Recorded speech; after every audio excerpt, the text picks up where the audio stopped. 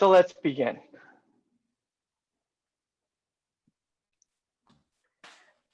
Tonight, I am pleased. Hi. Tonight, I am pleased to host a panel of authors who have mastered the craft of mystery writing. We're grateful that they've come together from all over the country to share with us their work and their thoughts. Starting with Santa Barbara's own Lita Sedaris. Welcome, Lita. Thank you. I'm so happy to be here. Thank you for hosting us. Newly from Florida, Tina de Beaugard. Hello, everyone. Thank you. From upstate New York, please welcome Carol Puglio. Hi, thanks for coming, everybody.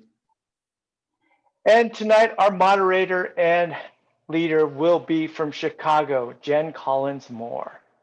Hello, thanks for making this happen. We're so excited to be here.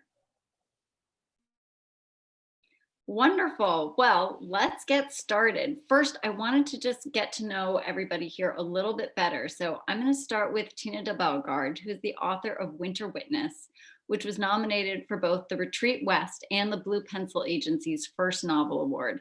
It's a brand new book just out in September, and it is the first in Tina's Batavia on the Hudson mystery series. Tina typically is in Catskill, New York with her husband, Dennis, and their cat, Shelby, although we can all tell from how you're dressed tonight, Tina, that you are a snowbird right now in sunny Florida. And when she isn't writing, Tina is helping Dennis tend their beehives, harvest shiitake mushrooms, and cultivate their vegetable garden. She travels to Japan regularly when the world permits to visit her son, Alessandro.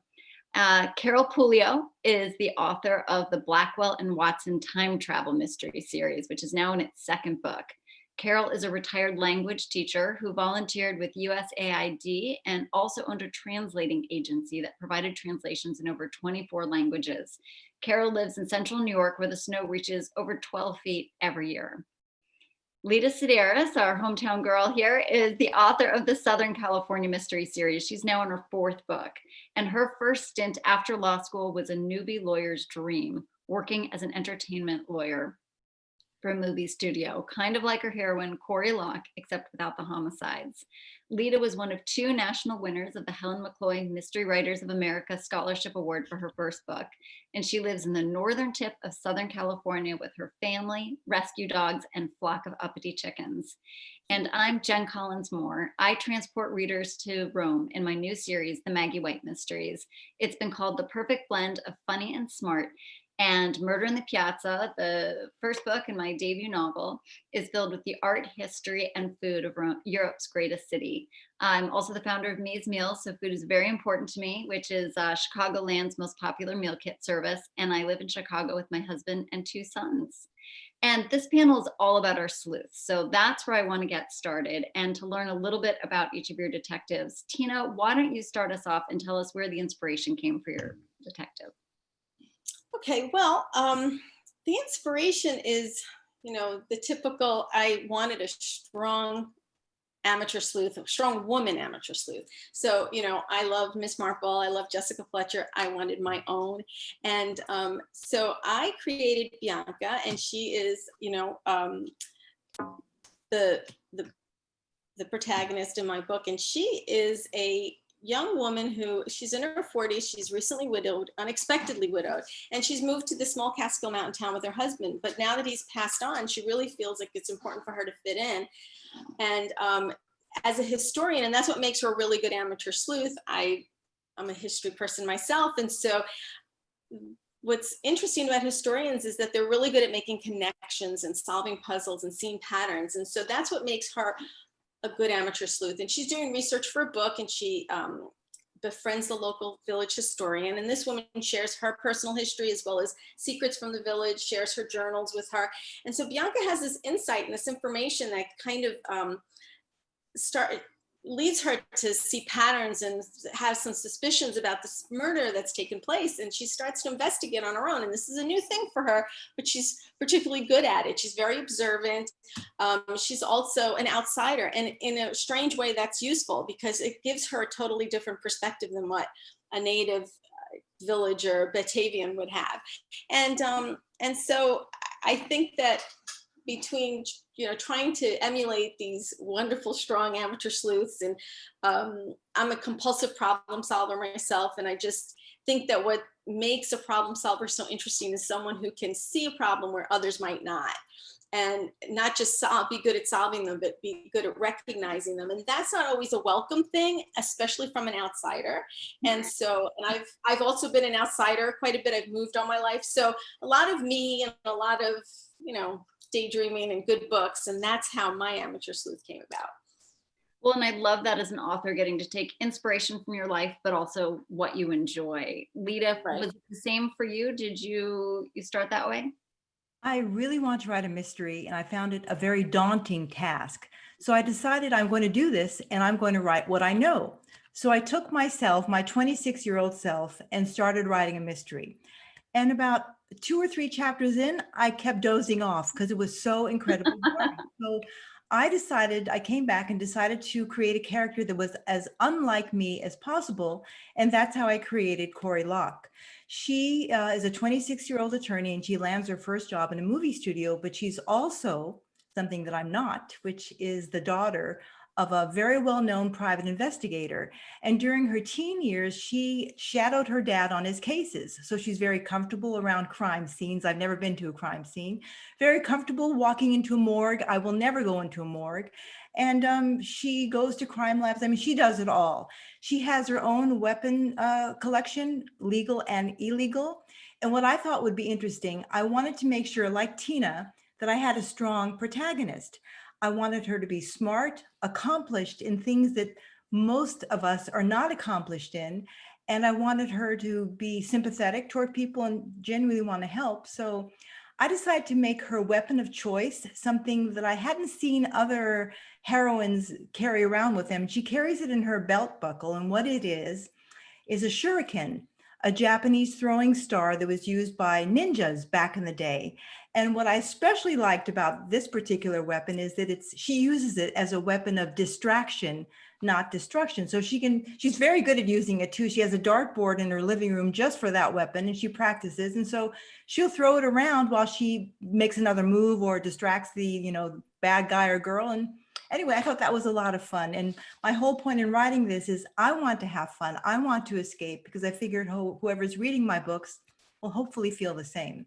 So again, a strong female, and especially I love the fact that she's fearless.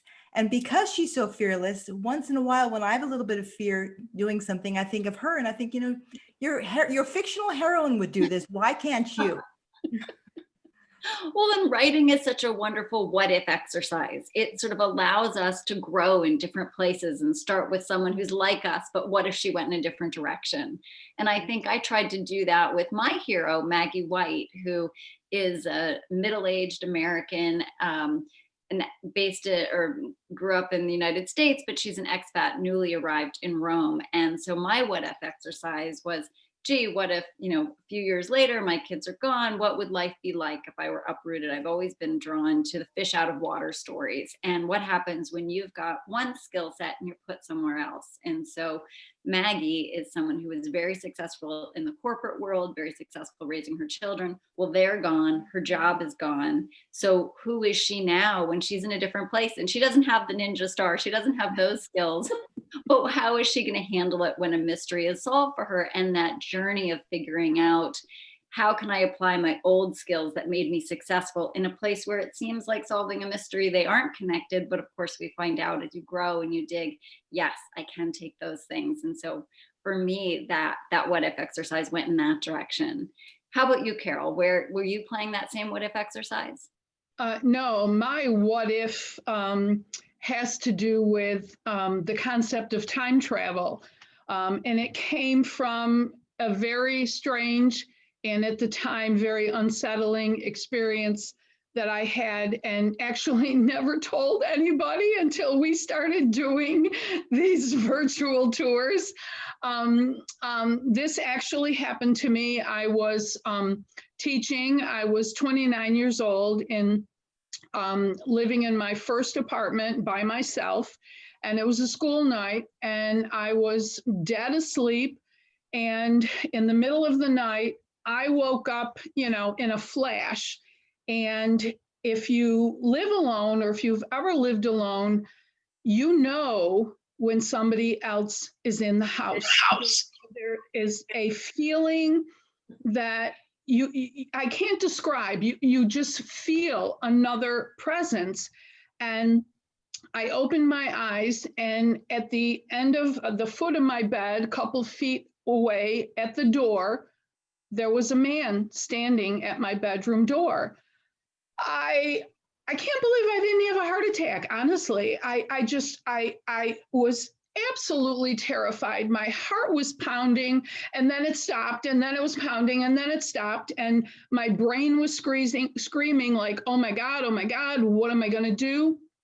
And this man, who I still can picture like it was yesterday, 5'10", dark brown hair, a plaid flannel shirt, dark pants. He looked in at me, sort of shook his head, stood up, and walked through the wall. I thought, oh my God, what? So I turned the light on. I shook uncontrollably for I don't know how long. And that was the first night. And this happened 4 nights in a row. I wasn't scared anymore because, I knew he wasn't really real. I wasn't afraid for myself, but I thought, what? So I had decided that if he came back on the 4th night, I was going to say something. So I did. I said, hello, are you real? And I never saw him again. So years later, fast forward, that was like 1979, fast forward into the middle of the 2000s, 2010-ish. I had been retired from teaching for a few years, and I was looking for something to be creative and sort of challenge my mind. And I had always thought it would be interesting to write a book. I love mysteries, so that was a no-brainer. It was going to be a mystery. And I thought about that, and I thought, what if that experience was, I had done some research, and I found out that Einstein believed that there was no past, present, or future. He thought all time happened at the same time. And he thought time could fold over, revealing a, quote, other time. And I thought, what if that happened to me? What if that's happened to me? So I made that man my main character, my detective, Stephen. And then I took, my position and made her Olivia, his sidekick. So that was. I get chills. I get chills. I've heard you tell that story before, and every time, and the fact that you turned it into this mystery series is, I love that. I love that. Thanks. I think Stephen is a great jumping off point for sort of the next area, which is the type of sleuth that you wanted. And he is a professional sleuth. This is what he's paid to do. He's a cop. How did you make that choice? Well, I like police procedurals, and as a writer, well, actually my life, I like organization. I'm most comfortable if everything around me is in its place and organized, the spices are alphabetized and all of that, I don't take it too far, but I do like organization. And it was much easier for me to use a framework of police procedure. I know exactly what needs to be done at the crime scene. I know who they have to officially question. They gather the evidence, they make sure it's not contaminated. I knew what to do. I think I can come up with a lot of good ideas, but I couldn't for the life of me think of how an amateur like the three of you have, what does an amateur do? I couldn't think of how that person could logically insert herself into the investigation. So for me, it just made sense. I have Stephen share my love of organization, and he goes through the procedure. He's very logical, and he's effective in that way. So order and method. Structure is always magic, as I've learned as I've gone further and further down this road. Yeah, there you go. Lita, yours she's not technically a professional, but Corey does have this belt and she's got the training from her father. And you talked a little bit about sort of wanting to give her that background, but tell us more about that choice between not fully amateur, not fully professional. Well, first, it's very hard to follow Carol because she is so organized and she has a method, and I have zero method and zero organizations. And I'm afraid to admit that I write that way too. I fly by the seat of my pants. As a matter of fact, I'm usually across the ceiling when I'm writing because I'm all over the place. But in any case, mine is not an amateur. My heroine, Corey, is not an amateur and she's not a professional. She's a semi-professional, we'll call her, because in book 1, Murder and Other Unnatural Disasters, she's trying to back off doing any PI work because something happens to her father, which she does not want to happen to herself. But you know, when she was helping her father crack his cases, she really thrived on it. So it's hard to back off on something that you're passionate about. But in the first scene of my first book, she's jogging toward a convenience store for a late night snack. And of course, what happens? That convenience store is robbed that night. So again, she's a woman of action. She's not going to sit back and just let the robber take advantage before, law enforcement shows up. So she has to do something, and she does. And the robber ends up getting caught. She's a bit, she's not exactly, you'll see a professional by her actions, but she does get the job accomplished. So throughout my series, if you go from book 1 to my latest series, you'll notice that she's changing. As we get to book 4, she's no longer the reluctant sleuth she was in book 1. And she's even thinking with one of her sidekicks of opening perhaps their own PI investigation agency. But that's hard when you need a paycheck. And it's also hard, again, because of what happened to her father. So there's a dilemma. And I'm currently writing book 5 in this series, Gambling with Murder. So I'm curious to see if she's going to leave her studio work entirely and just to take that plunge, because I mean, those of us who have day jobs, I mean, don't we sometimes fantasize about doing something else that perhaps we're a bit more passionate about and wonder what that would be like? Well, I mean, I'm not quite sure where she's going to go, but she might just end up in that direction. So then she'll be a professional, hopefully, like Carol's. But again, I never know what she's going to do because I am so unorganized, but it's fun to get to the end to find out. Well, and that idea of the reluctant sleuth is one that I really gravitated when I was writing my story, because my hero, Maggie, she's a corporate person. She finds herself in Rome on her husband's expat assignment, and she thinks, oh, this is going to be wonderful. I'm just going to take it easy, live the good life. But she finds out, as a woman who's always been busy, been productive, and kind of been identified by all she's accomplished, living the good life isn't so easy. And so she takes a job escorting well-heeled Americans around on a painting tour, thinking this will be something great. Well, she quickly finds out that her boss is terrible, and other people seem to have agreed because she finds him dead. And she gets pulled into the investigation because she thinks she should be a suspect, and the police don't give her the courtesy of that. Well, by getting so involved and saying, what do you mean I'm not a suspect? She suddenly becomes quite suspicious. And so she has to start investigating, not because she's got these talents or any of those things, but to clear her name. And what she finds on the way is that she gets access and can think about things in a way that's different from the police. And I love that aspect of sort of how you get into the crime, that for some heroes it's because they're paid to do it, for others it's because the world around them and that they get access to information that the police can't. And I know, Tina, yours is not a professional, and she has a relationship with the police that helps her get involved. Can you tell us a little bit more about that? Yeah. So Bianca's absolutely an amateur, and she's not a reluctant amateur sleuth either. It's that she just doesn't really know she's becoming a sleuth. She has all this insight, and she's observant, and she has this information that helps put pieces together. And all of a sudden she finds herself investigating, not even really the intention of doing so. But I absolutely wanted to create an amateur sleuth. And I just love that idea of, a clever person who can pick up on things that maybe the authorities overlook, right? And but I also felt that she couldn't do it alone, that it just wouldn't fly, right? Because my book is lighthearted, but it's still much more serious than it's on the darker side of a cozy, right? So I needed it to be I don't know, a little bit more serious. And so she works with the authorities, she works with the sheriff, and they have a very interesting dynamic. It's kind of a push-pull. And, you know, he finds her useful, her information useful, but she doesn't belong in this investigation. He knows it. She comes through with a breakthrough, but then she gets herself into a scrape and gets in the way and she interferes. So it's like this, you know, they can't decide whether this is a good thing or a bad thing. It also causes a little bit of romantic tension between them at the same time. So there's this constant tension between them.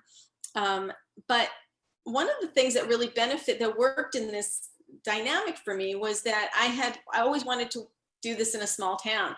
So that setting really worked for the idea of an amateur sleuth actually getting involved in an investigation, because I don't really think I could have pulled it off in a city.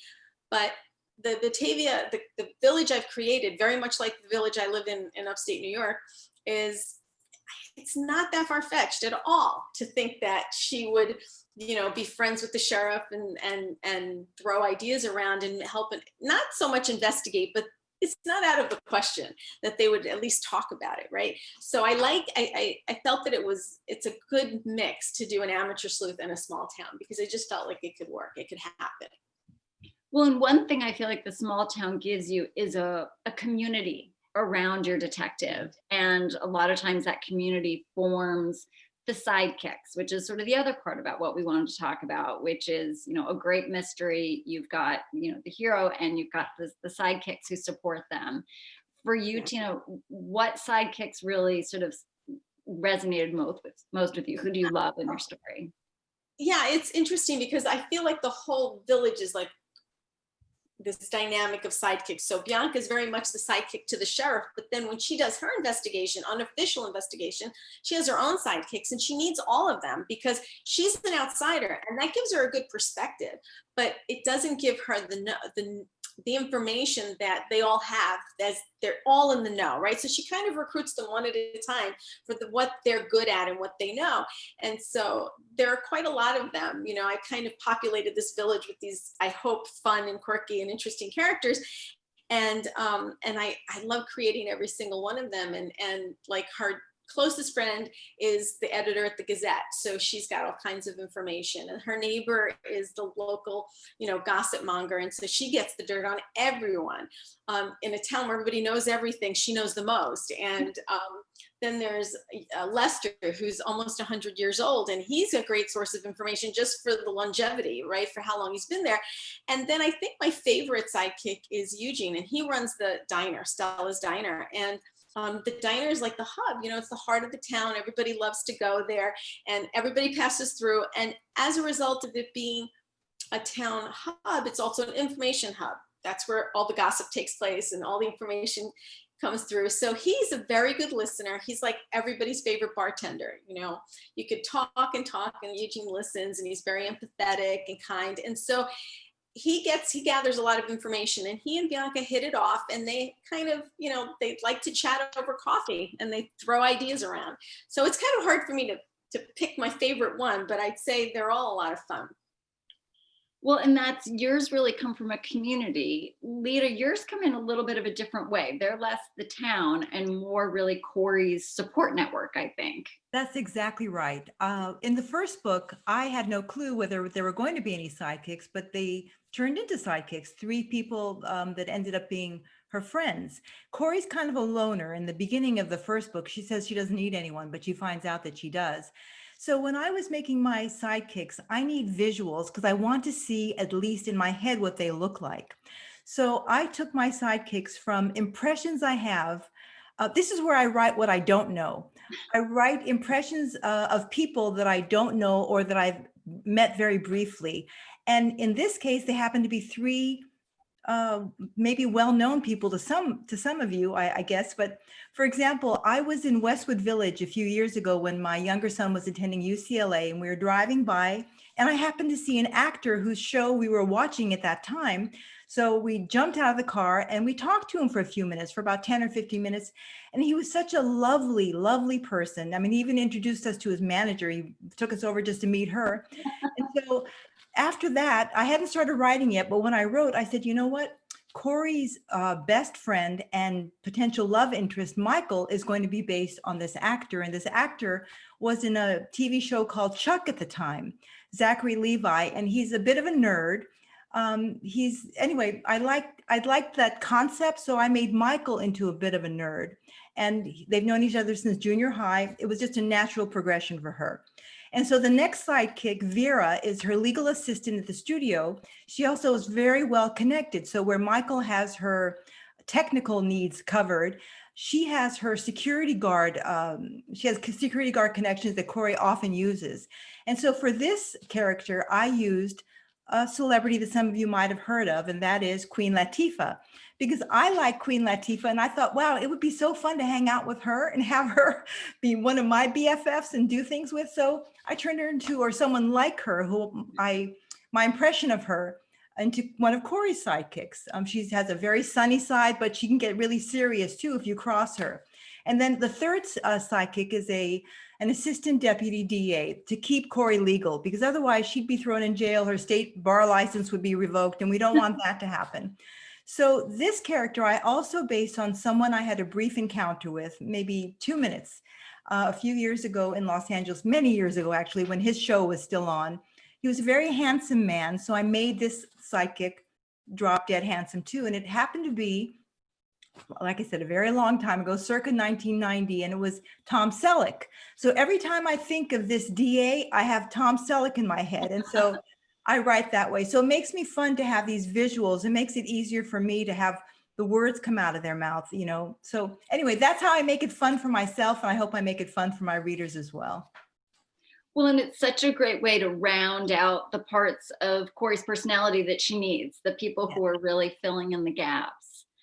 For you, Carol, was it the same way? Because, you know, you've got this very strong detective. Is Olivia his counterpoint, or how did you think through the sidekick? Well, in the beginning, she's not really a sidekick. In the first book, Doorway to Murder, they've just seen each other and they're figuring out what's happening. So a lot of their interaction is doing experiments about the time travel. They need to get used to it. They need to get comfortable with it. And they do eventually learn to go back and forth in each other's time, but they stay inside the house because they don't know what would happen if one of them left the house in the other person's time. So a lot like Nero Wolfe and Archie, you know, how he stays home and Archie brings all the information. Stephen comes home at night and he and Olivia get together just about every night, and he tells her about his investigation. So even though she doesn't know any of these people, you know, they're 80 years apart, she sort of acts as a sounding board. She asks questions, she plays devil's advocate, and actually it ends up being very, very instrumental in helping him solve that case, even though she's not even in the same century, let alone the same town. So that's the first one. In the second one, Threshold of Deceit, they are much more comfortable with the time travel. So their next experiment is Olivia leaving the house in 1934.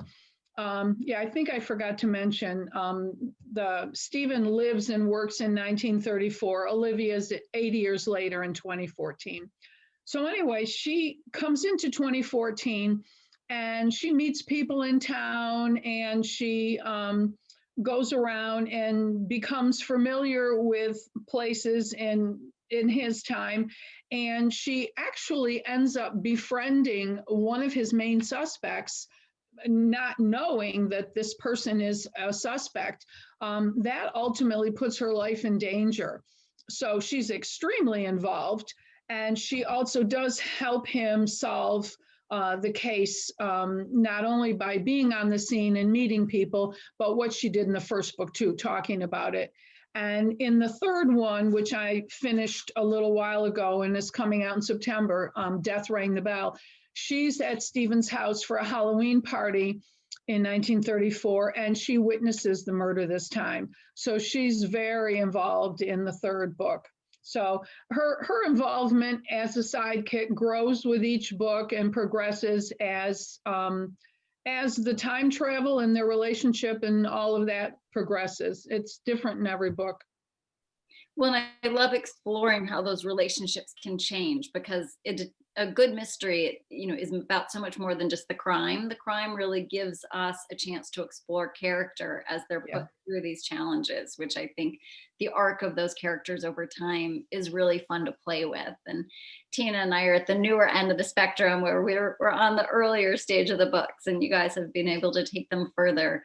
And I feel like my sidekicks are kind of a blend of what you guys said. I think, one of my favorite sidekicks is Maggie's great aunt Gertrude. And she is an elderly woman who is Maggie's husband's aunt or great aunt. And she comes to visit uninvited with barely any notice, but she's the type of person who you got to let her in because she'll pick the lock anyway and drink all your booze. And when she comes, she's someone who back home in her normal life drives Maggie crazy, because she's the cool aunt who is a bad influence on her kids. Maggie would try to lay down the law, and Gertrude would be the one sort of telling them how to get away with stuff. But in this strange new land in Rome, all of a sudden Gertrude, even though she still kind of drives her crazy, she's the one who really reminds her of her strengths and really can ask sort of those probing questions that sometimes a person who's really deep in the investigation, you can't see the forest for the trees. And so for me, Aunt Gertrude, in addition to being just a fun, quirky, kind of the great aunt I'd love to have in my life type of person, but she's also the one who can sort of step back and say, do people really act like that? Or, what you're saying, maybe you should think about it differently. Because isn't it so true that there are these people we interact with who they just ask one question just the right way and it sticks with you. And so I love having characters like that who can just sort of change the narrative and take the story in a different direction. And they don't always have to be on the ground. But like you, Carol, as I'm thinking about the future, it's sort of how more involved is great Aunt Gertrude going to get. Yeah. Well, I think we are at sort of a good, halftime, and we'd like to take a little pause here for Lita to ask some trivia questions about some famous sleuths and sidekick pairs. And this was something that we would love to do. Trying to think the best way to do this. I think we could do it with the Q&A, and people can answer that way.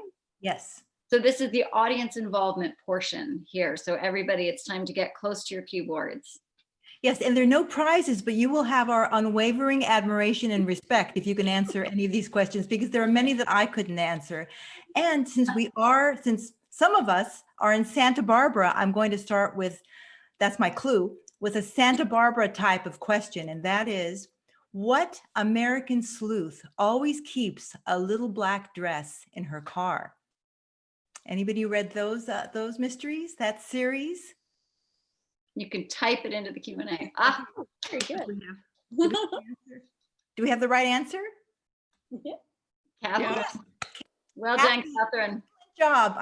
You really are a mystery lover, aren't you? Yes. The answer is, a lot of them. Oh, great. Thank you, everyone. Yeah. Awesome. Cindy Milhone is the answer. That's from the Sue Grafton alphabet series. Okay. I think I'll ask, let's see, what sidekick is a pistol-packing former hoe and wannabe bounty hunter named Lula? Anybody like those books? They're some of my favorite. I read those. I read most of them. I know. There we go. Okay, we have an answer. Sue's got it. Okay, great. Okay, and that is in the Stephanie Plum mystery series by Janet Ivanovich. I'm going to go back in time and see if I can stump some of you with this one, and that is, anybody ever hear of Philip Marlowe? He wrote the Thin Man series. Does anyone know what the name of Nick and Nora Charles's dog was or is? That dog was kind of a sidekick. He followed them around and he helped sometimes. Sherry's got it. Okay, great. That is Asta. I'll ask one more and then we'll move on. And I think I'll go to TV this time. And I think I'll ask about the Knight Rider TV series. Anybody remember that 80s TV show with Michael Knight? Michael Knight had a sidekick that was not human. it was probably one of the best gadgets ever. Does anyone remember the name of that gadget? Do we have that answer? Sherry. Okay. Well done. Oh, Anara Well has done, a everyone. That was name. KIT. Got KIT. it. AI Oh, car. everybody's got that. Thank you, everyone, for participating. Excellent. Thank you, Lita. I love these trivia questions. They always remind me of all these books I've read or want to read and get back into them, as well as the TV shows.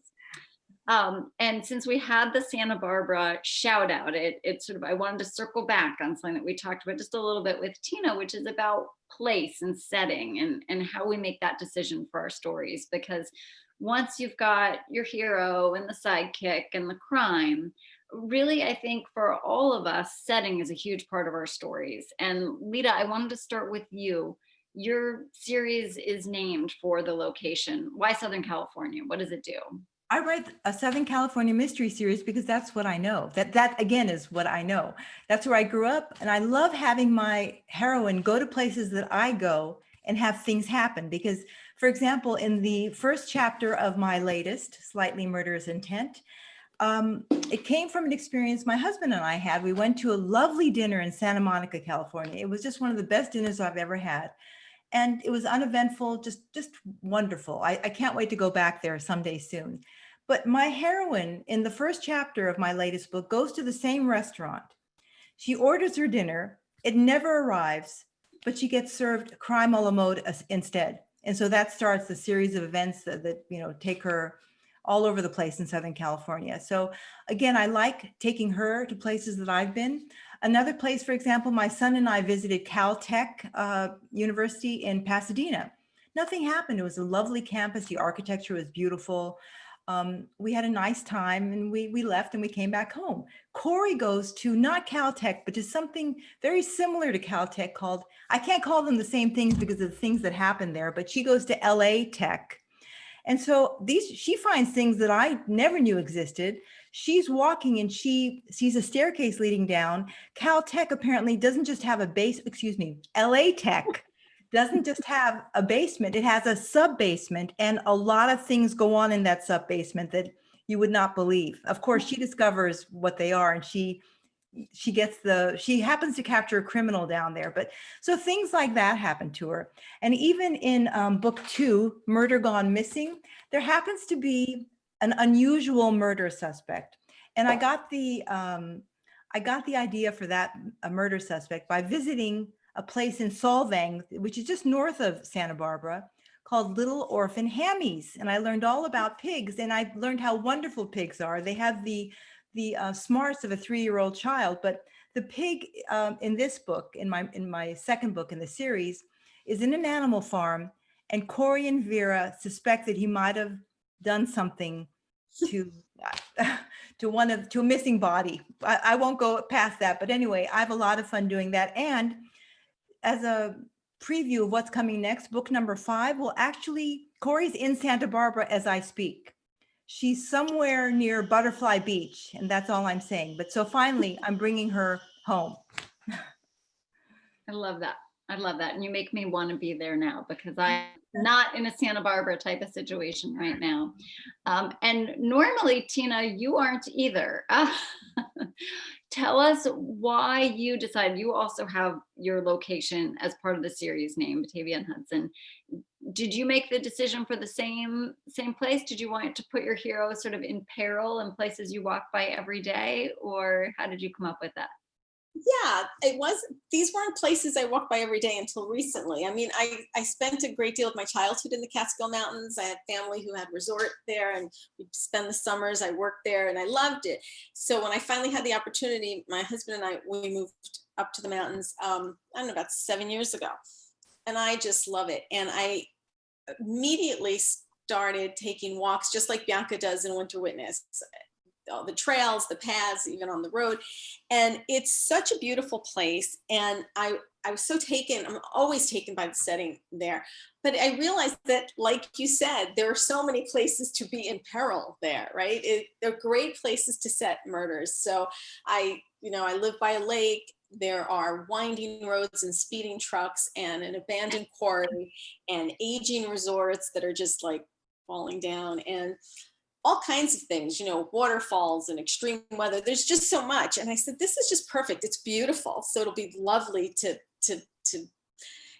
work on getting that setting across and the warmth of being in a place like this, but it's also dangerous. And so I thought it would be fun, and I really loved it. And so I got so excited. I knew I wanted to do an amateur sleuth, and I was all ready. And then I realized when I moved there, that was where I needed to set it. So I created a fictitious town because I thought that would just be much more fun for me. I'd have a lot more control. And I just was picking and choosing all my favorite aspects of the local communities and created, I went home and drew a map, and that's the map I use whenever I describe what's going on. And I just wanted to create a place I wanted to spend a lot of time in. And in fact, the artist who did my cover art created a map for the opening of my book because I just love maps, so I had to have one.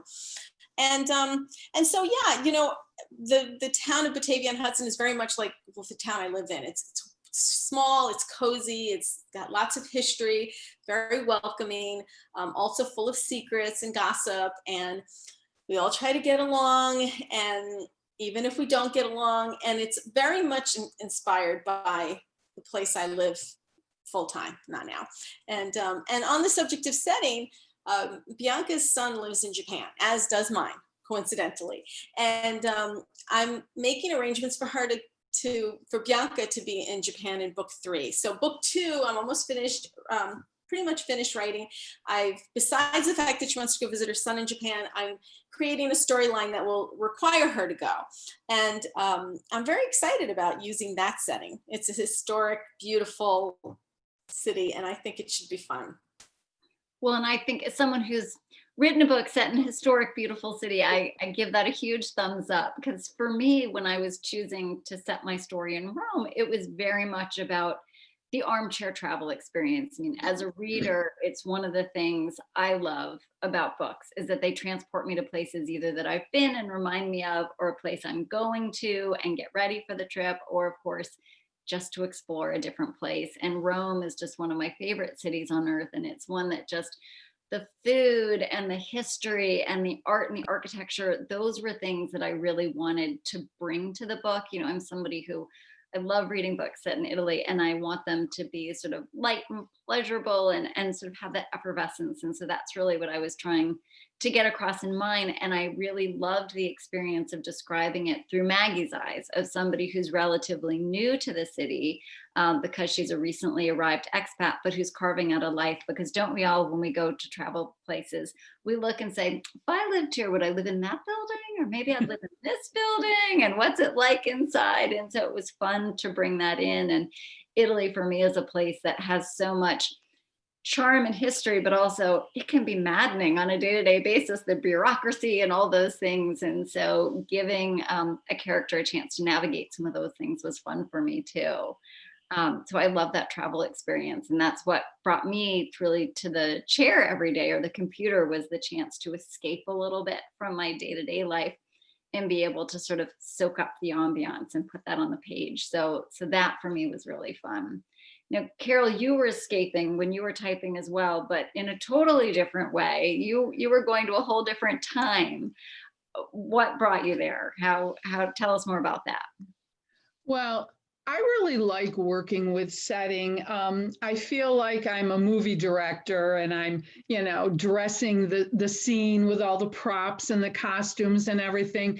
And I really, really felt like that because I have to create everything in 2014, and I have to create the same thing or similar things in 1934. So every other chapter, it's sort of double duty. But I forgot how much I liked research. I have enjoyed it so much. I've been able to go to primary sources. I was in an old used bookstore a few years ago, and I found like our TV guide today. This was a radio guide from 1934, and I had already written Doorway to Murder, but it was the exact same week that book takes place.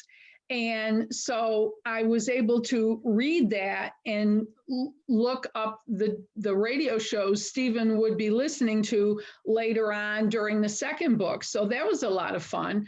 Syracuse hosts the Nationals every year. So hundreds of thousands of people in their antique classic cars descend on Syracuse every single summer. So I get to go out and, look at all the cars that Stephen would be seeing and taking pictures, and some people let you sit in them. So that's a lot of fun.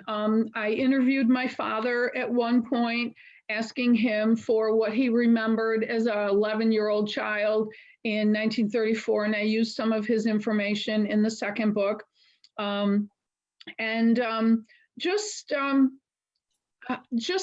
Just the idea of the different sounds, did cars have mufflers? How noisy was it?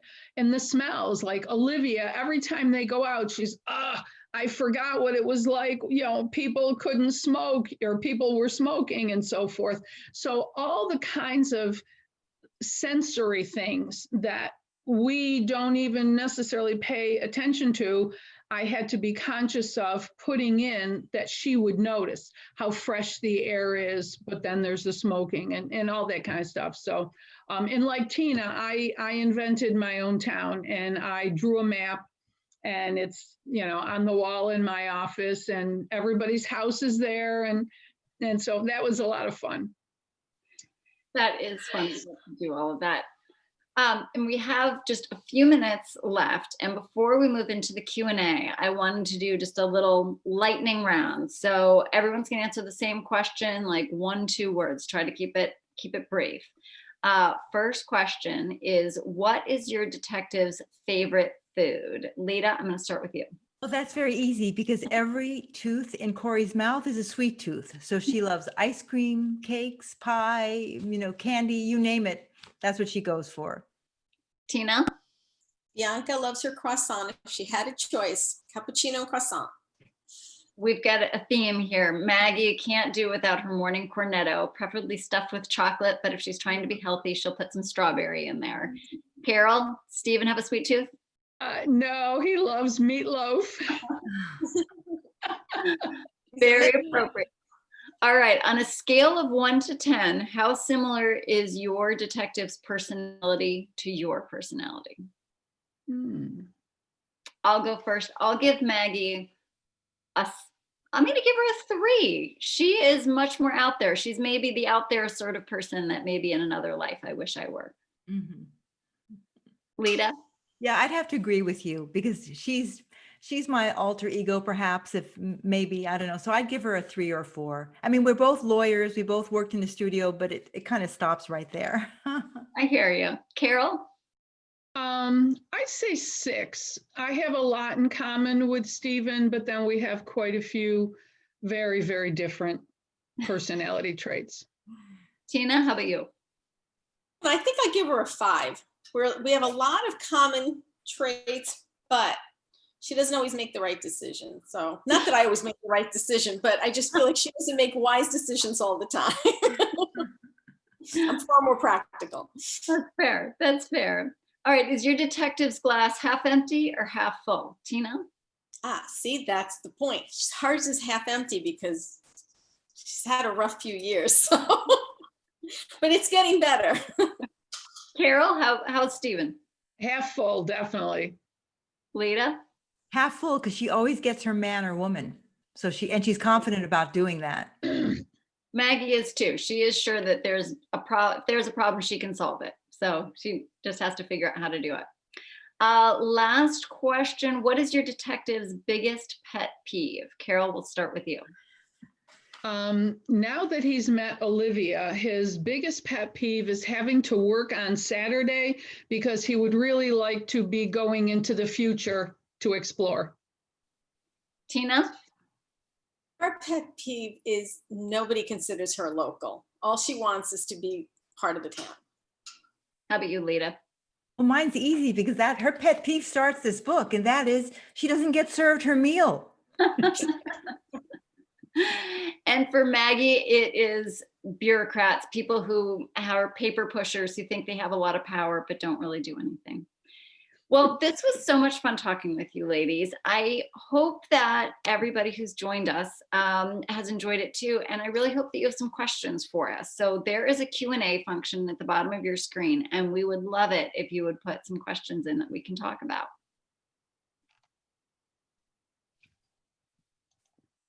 If not, we'll just have to come up with a few more lightning round questions here. While we wait for the questions, I have to make a comment. When Carol, you were talking about the ghost story, and you said something, I was alone in the, and then my audio changed the voice. It was voice. It goes, I'm alone in the house, something like that. It's like, I'm gonna have to go back to the tape on that one, but Oh it my was gosh. creepy. Oh, Yeah. that is too funny. Oh, wow. Do, do, do, do, do, do, do. All right, it looks like we have a question here. Lita, there's a question from Sid. How long does it take you to write a book? Oh, that's easy. Too long. We have deadlines because we all write series. And so I always have such high hopes that it's going to be done so early. So I have plenty of time to go back and edit like January 1st, but I'm not there yet. So it always takes a little bit longer.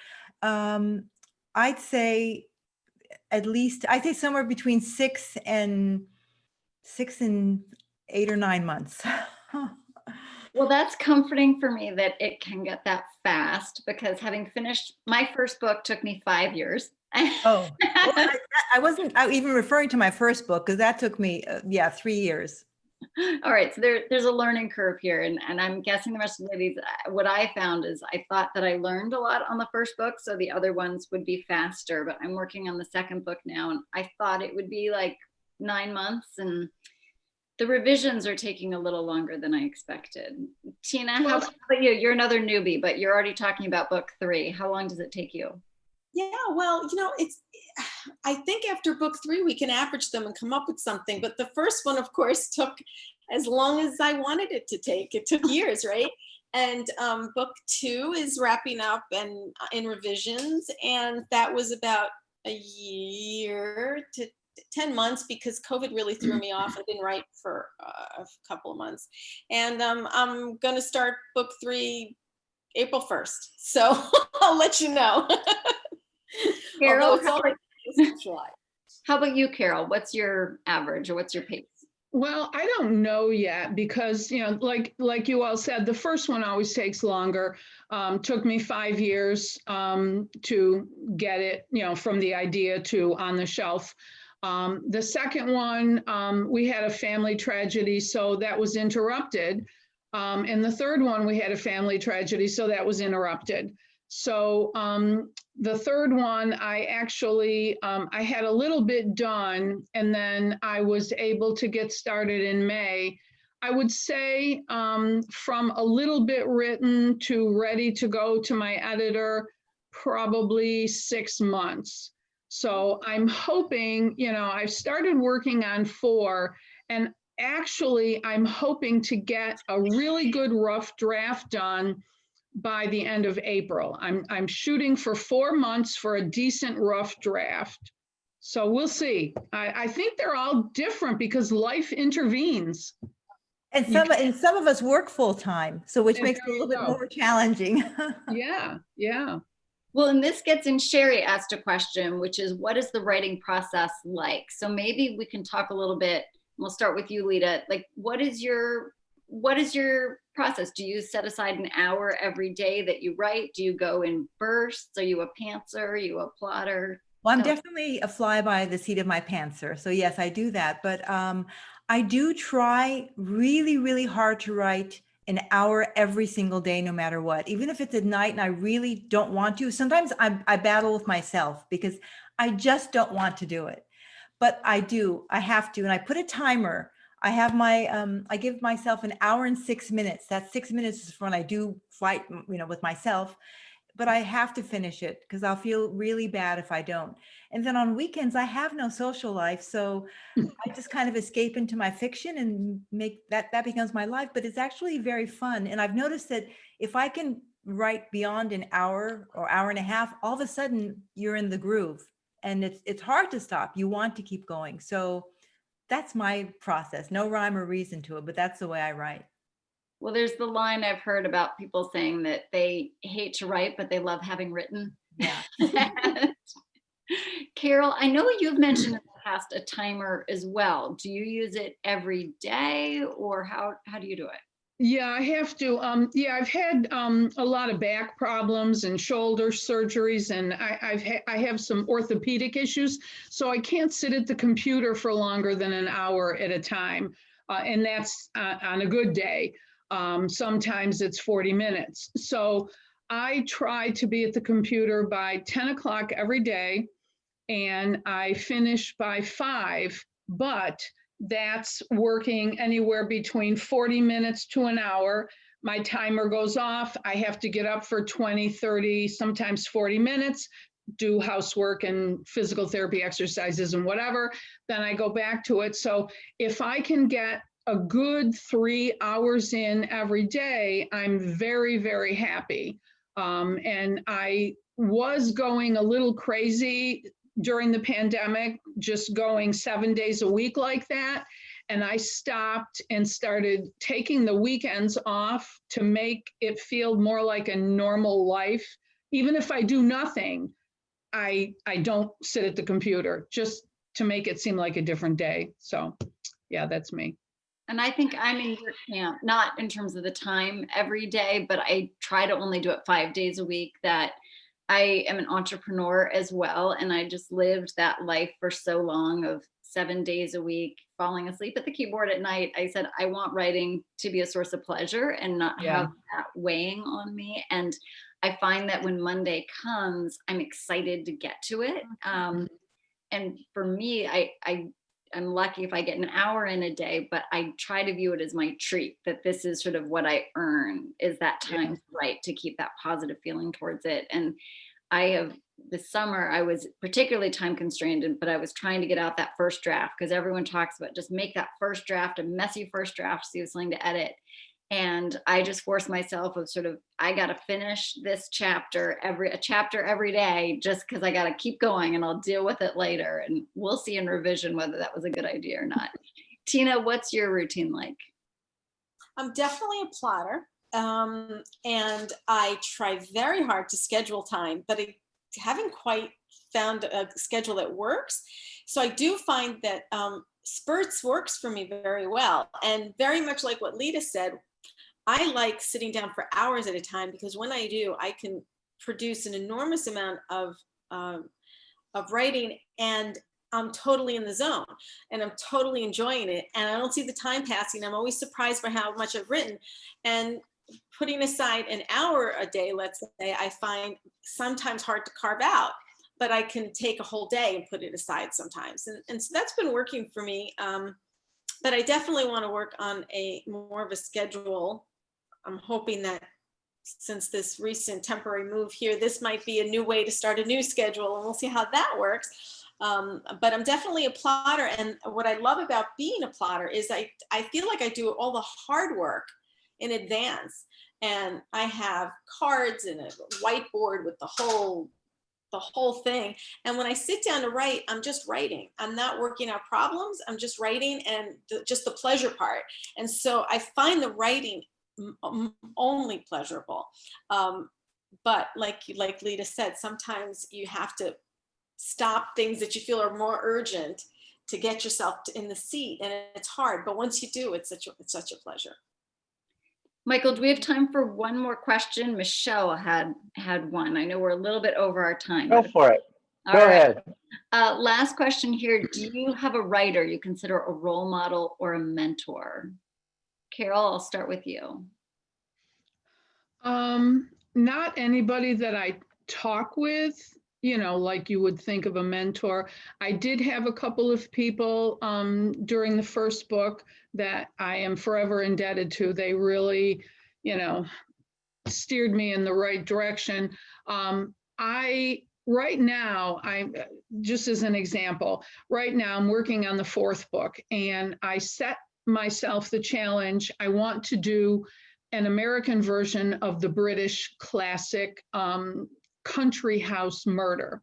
And I'm setting it at one of the great camps in the Adirondacks, which is near here and near where my imaginary town is. So because of that, I'm reading a lot of Agatha Christie right now. I have all her books on my shelf, so I pulled off every single one that takes place in like a country house. So I'm reading those just to sort of, like Tina was saying, be in the zone, you know, just have all that around me. And I notice little things that are common to all of those country house murders that I will sort of take and apply to mine. Like, you know, a lot of them have a doctor in the house. Okay, so I added a doctor to my cast of characters yesterday. So that kind of a thing. How about you, Tina? Like Carol said, I have had a lot of writers in the beginning of all of this process who've been so wonderful, guiding me and supporting me. But as far as somebody I take on more as a role model, I'd say like Martha Grimes is the author that got me into this genre in the first place. And I really love her stories. I like how serious they are and what beautiful arcs she creates. And then it was Louise Penny who made me realize that there was a market for my kind of writing, my kind of story, because I was told that, you know, that kind of story was sort of passe. And I'm like, really? I don't know. I can't see who wouldn't like to, you know. And when I discovered Louise Penny, I'm like, you know what? There's a market for this type of village, and you know, but serious, not as light as some of them, you know. And so I would say Martha Grimes and Louise Penny are my go-to ladies. How about you, Lita? When I find myself a reluctant writer and I just don't want to sit behind my desk, I usually pull out a book from a couple of writers whose series I really enjoy, because they are so incredibly simply written, and it's such a challenge to write that simply. I consider that an art. One of them, I like the early books in the Stephanie Plum, Janet Ivanovich series, because there's so many action words in there. And I just love the way she uses them. I mean, she's so adept at writing. Again, it looks like her books look so simple to write. Like I could sit down and write that in 15 minutes, but they're not. They're actually very complicated. So I read those to get myself motivated. And I also like the Alexander McCall Smith #1 Ladies Detective Agency Botswana series, because those are also deceivingly simple books to write. At least they look like they are, but they're not. And they're feel-good books, and I need to feel good when I sit down to write, because I want to make my readers feel good too. So I make sure in my head before I sit is something I feel, you know, a little uplifted. I feel some levity, so I can transfer that into my writing. I agree. I find the inspiration from books who I love, and I like that feel good category as well. And so for me, like MC Beaton, her Agatha Raisin series is one that just, I love sort of the slightly unlikable hero, you know, who can go around kind of pissing people off and asserting her personality so strongly, and, you know, not being sort of the svelte 20-year-old who everyone's falling head over heels in love with, but instead, you know, very human. I love that. I love the humor of Rhys Bowen's books, and sort of that sort of looking at royalty or sort of the upper classes with a different eye, which I've always really enjoyed. And then I just feel like whatever I'm reading at the time, I'm always falling in love with. I just finished Lynn Truss's series, or the first book in the series, which I don't know how I'd missed it, but it's just hilarious and charming, and I'm just like, oh, I want to be able to write with this. I want a narrator like that. So I feel like I'm constantly getting inspiration and soaking it up and getting that sort of, I wish I had written this, but also the potential is out there. And then just the other thing in terms of the mentors and things, I've been so overwhelmed at how generous writers are about sharing their craft and their insights and their skills. And I think we're all members of Sisters in Crime. I'm also think a lot of us are members of Mystery Writers of America, and both groups have mentorship programs and feedback, and just it's sort of in awe going to my first meeting and seeing, the people sort of, for me, it's like, oh, wow, this person is, this amazing author, and they're all nice, generous, kind people. So I think that's the other piece of it there. That we are now over our time. Thank you everyone for staying with us and joining us. And I hope that you will all take a minute just to join our newsletters by visiting our websites. We would all love to stay in touch with you. It's a great way for us to send news to you. And of course, check out our books at Chaucer's. Carol, Jen, Tina, and Lita, thank you very much. It was a wonderful evening. And everyone, please buy their books. Nice evening. Thank you. Thank you very much. Thank you so much. Good night, everyone.